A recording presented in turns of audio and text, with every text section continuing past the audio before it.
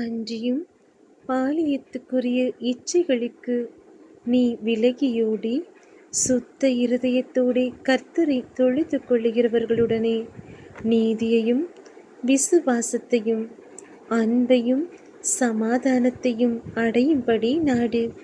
2 தீமோத்தேயு 2ஆம் அதிகாரம் வசனங்கள் 20 முதல் 26 வரை.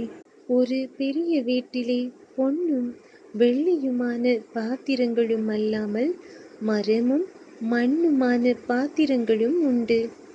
அவைகளில் சில கனத்திற்கும் சில கனவீனத்திற்கும் ஆனவைகள்.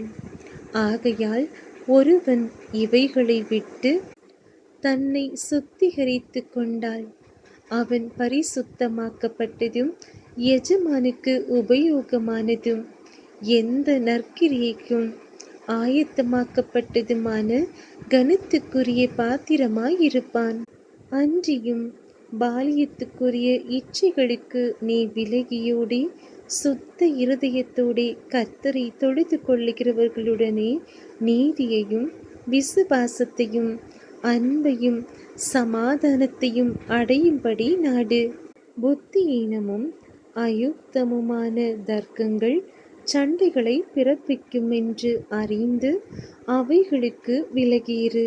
கர்த்தருடைய ஊழியக்காரன் சண்டை பண்ணுகிறவனாயிராமல் எல்லாரிடத்திலும் சாந்தமுள்ளவனும் போதக சமர்த்தனும் தீமையை சகிக்கிறவனுமாயிருக்க வேண்டும்.